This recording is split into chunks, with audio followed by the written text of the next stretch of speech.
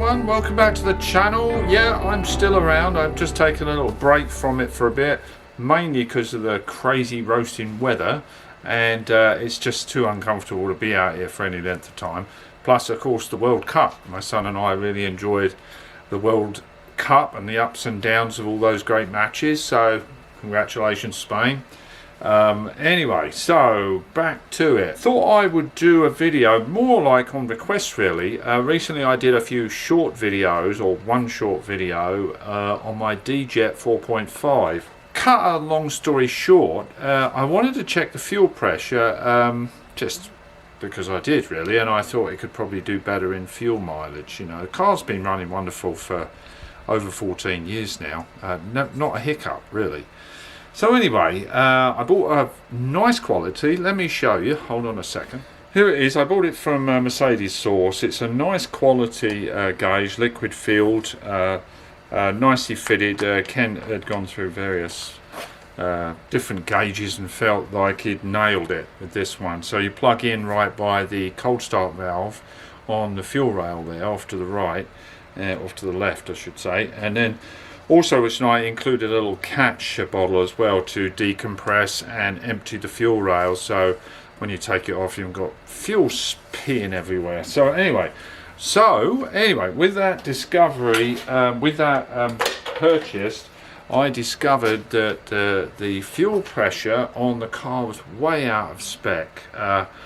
These require, I believe it's 2 bar, which lands at around 29-30 psi pretty much, and they're pretty particular on that. So this was running at 45 psi, way out of spec. So anyway, I went to crank down the fuel dampener, wouldn't do anything. It was shot, it wouldn't adjust, it stayed at 45. So obviously I needed a new fuel pressure regulator. Luckily I had one sitting in the shed from an old 4.5 that I had got some parts for. So anyway, I put that and cleaned that out, put it on, worked beautiful. I was able to dial it down to 30 psi and hold it there, and with the engine off it held static pressure. It didn't drop, you know, it didn't just fall away. It took an hour or two for it to die down. So anyway, from that point on, car ran like rubbish. I couldn't get out of its way up the hill here, so it lost it every time you went to gas it. It just went bleh. You know, couldn't barely get up the hill. So back to the drawing board. Now, bunch of suggestions. Oh, one other thing, another little clue. Now, as I say, I'm no expert on D-Jet whatsoever. I've got ideas of all the different components and how they talk to each other, but as far as, you know, diagnosing, no, I'm a little rusty on that, and I'm relying. This is why I'm doing the video really, because it not only help me, but it'll help other people hear other people that do know what they're talking about. So anyway, what I noticed, the air temperature sensor in the air housing, you know, this guy here, the little 2-prong connector that goes in there, it would run great if I undid that. If I took that out, it would run fine. So that's started giving me some clue. I checked the parameters, the resistance on that and the water temperature sensor, because they work in kind of conjunction from my understanding, and they were all in spec. Tell you what, let me take you over to the car instead of me rattling on and looking at my mush. Let's look at the engine while we discuss this. That's better. Okay, so now throttle position sensor off to the side here on the throttle body. Now I did notice this connector wasn't in the best of shape, and you know, the boot was a bit dodgy, and anyway, so what I thought I'd better do is check this guy. And what I first did, I wanted to check that over the range of the throttle body that the injectors were firing. You're supposed to have 20 clicks on the full range of operating the throttle with the ignition on but not engine running. And first of all, I didn't hear any clicks. I checked it several times, couldn't hear anything, so I started to hone in. Okay, something's going on here. The injectors are not getting the signal from the throttle position sensor from the ECU to start firing. So what I thought I'd better do then, from that point I checked continuity of the wiring from the throttle position sensor back to the ECU, and I carefully pinned them, and we got good continuity back, and I checked those a couple of times. No, that was good. So what I thought, next step, I'll send the ECU to Tracy fuel injection to make sure that that checked out, because I thought, well, it sounds like an ECU problem, you know, that it's not sending the signal and they're not talking to each other. Got the ECU back. He said he bench tested it, nothing wrong with it, everything's fine. He didn't have the ability to check the throttle body, but I do have another throttle body that I threw on off to the side, operated it, still no injector pulse. So I went, oh, okay, we've got issues here. On a side note, a few weeks back, as some of you know, the trigger points that fire the injectors are housed in the base of the distributor. I've carefully cleaned those and lubricated with a correct sort of lubricant so it's not flicking and contaminating down there, and that's fine. Now the car does run, so they are firing. Car does run and runs pretty well without this guy plugged in. So because, as I say, I'm not an expert on the D-Jet, I started to think, okay, do a kind of deduction here. We started off with the incorrect fuel pressure, right?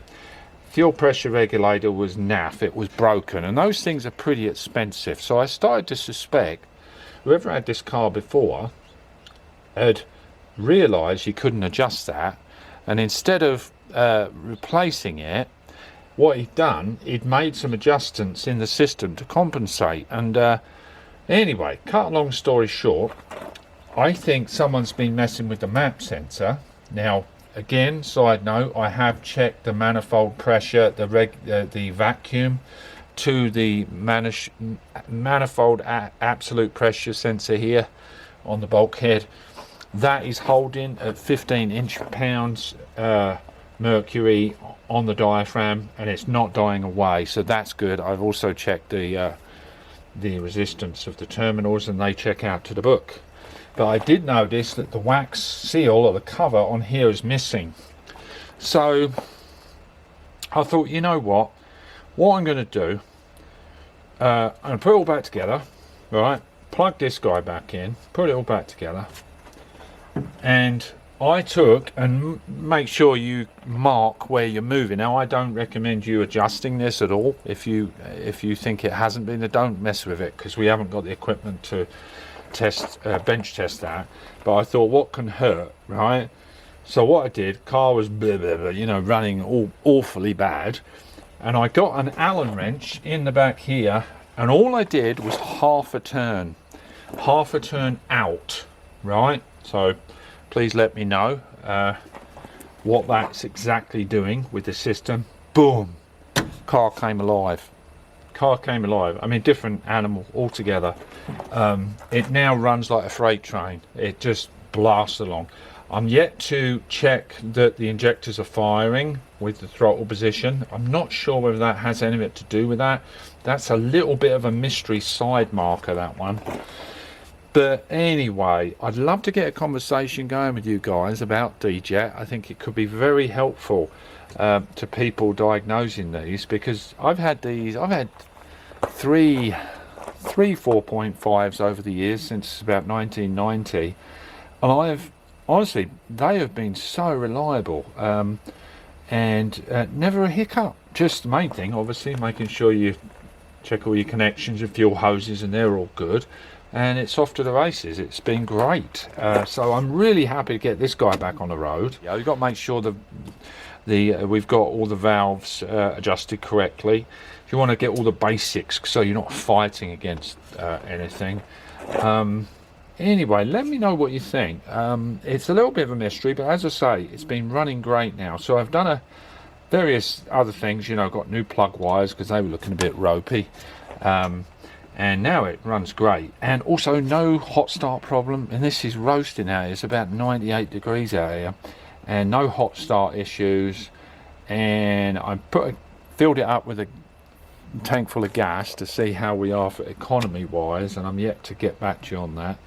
And I'm going to check plug color and do all that business. Oh, also another thing, let me get you off camera, off the tripod here, and I'll show you another little thing I checked. All right, back here, fuel pressure regulator. As I say, I had a new one lying around in the shed, which was pretty handy, and fuel dampener here. Now this little hose here, you got to watch this. You see there's a little, this is a temporary little fix here, but I put a fuel clamp round there, and that very lightly tightened up just enough to kind of stop the hose from kinking right there. Now Kent, I'm gonna have to buy him, he sells this spring type material that wraps over the hose and stops it kinking, because the orientation between these two, it makes a real sharp turn, and if you get a kink in there, that can affect the system as well, so be careful of that.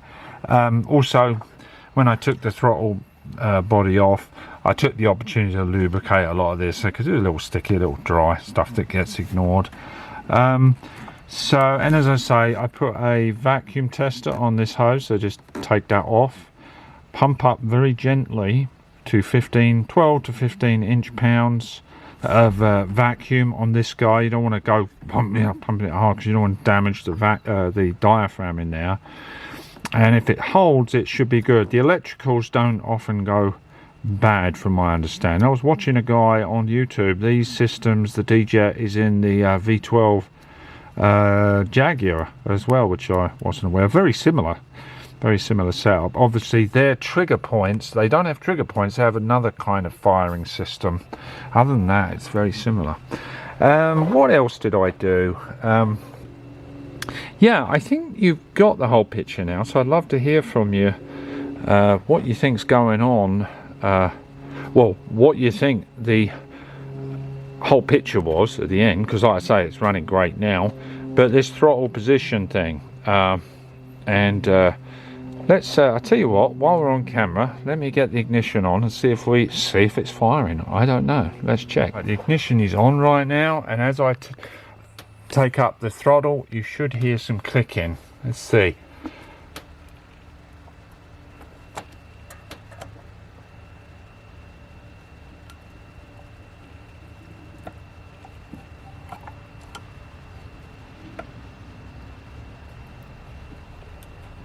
So still nothing. So anyway, let me know what you think. Let me turn the ignition. I don't want to burn the coil out. Hold on. So there you have it. Yeah, you heard they're not making the clicking noise they're supposed to do, but anyway, love to hear from you.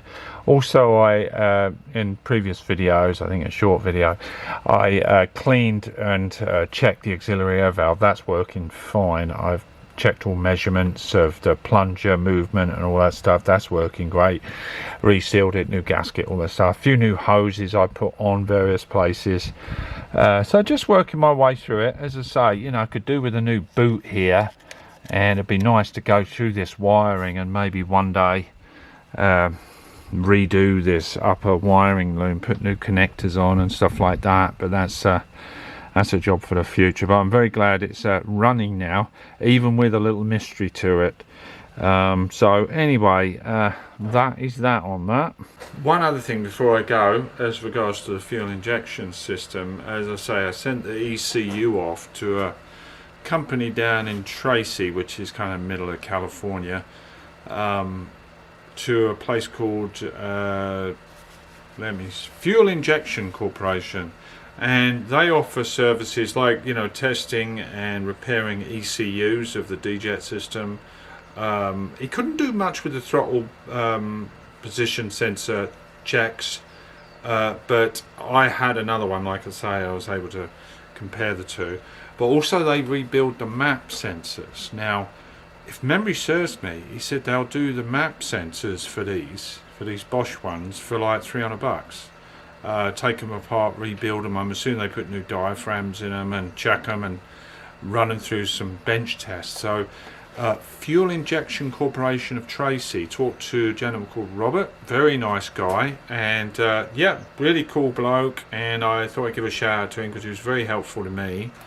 And yeah, hopefully you know, maybe he can help you out with buying, because those map sensors are, you know, if you go and try and buy one, they're just stupid money, you know. As far as the fuel pumps, not sure if he does the fuel pumps. He does do the mechanical ones, you know, for the mechanical cars, but the Bosch ones, I'm not 100% sure on that, though this fuel pump's fine on this car. So anyway, I thought I'd just say that before I go. So as I say, sorry it's been a while. Also, things around the house, doing all this car stuff is all very good, but you've got to keep the wife happy. So I've got windows to fit, I've got the house to paint, new front door, all that I've got to do during this heat and stuff. And I thought, well, that's fine, because it's kind of miserable being out in the garage in all this heat. But I did want to get back to you and do a video, so to prove that I'm still in existence, and eager and can't wait to jump back on here. Just a quick note, if you've been watching some of my short videos, I've had a terrible time trying to find a new TIG welder, and I'll tell you what, I'll leave that for the next one, because it's quite a story if you're in the market for a TIG welder, and what I went through and still going through, and I still haven't got a TIG welder. But anyway, that's for another one. Thanks all for watching, guys. I really want to hear back from you, especially some of the people that commented on the short video. I think Frank's Benz and a few others slip my mind right now, but I always appreciate hearing from people that are much more familiar with the system, and maybe we can all learn from it. All right, thanks a lot, guys. See you very soon. Take care. Bye bye.